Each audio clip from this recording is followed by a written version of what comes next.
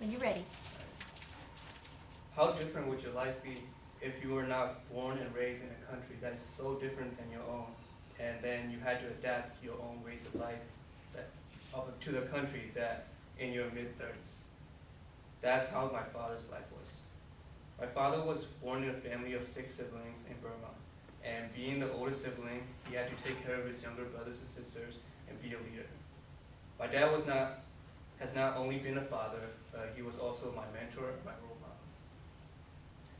My dad had a father who was a drunk, who abuses his mother at times. He had to stand up to his abusive dad and act as the head of the family.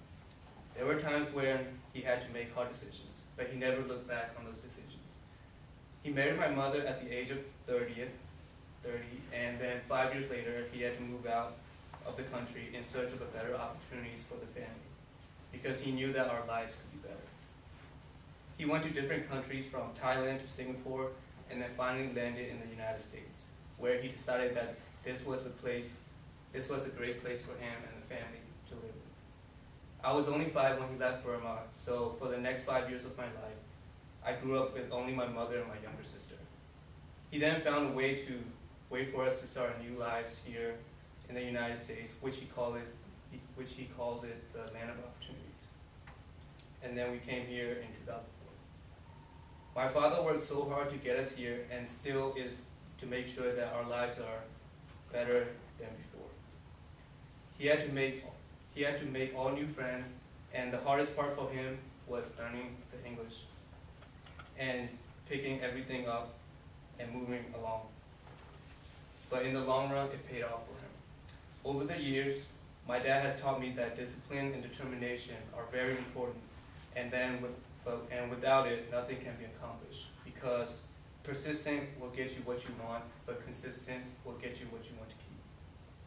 You have to live the present with the future in mind. He also told me to find something that I'm passionate about, and that made me think of a quote by Simon Sinek, who says, "Working hard for something we don't care for is called stress, but working hard for something we love is called passion." Even though he is working at a job that he does not have a passion in, his care and dedication for the family overpasses all the obstacles that he faces.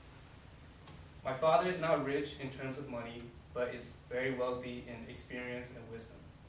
I learn something new about him every time I talk to him, and I continue to gain valuable lessons from him until today.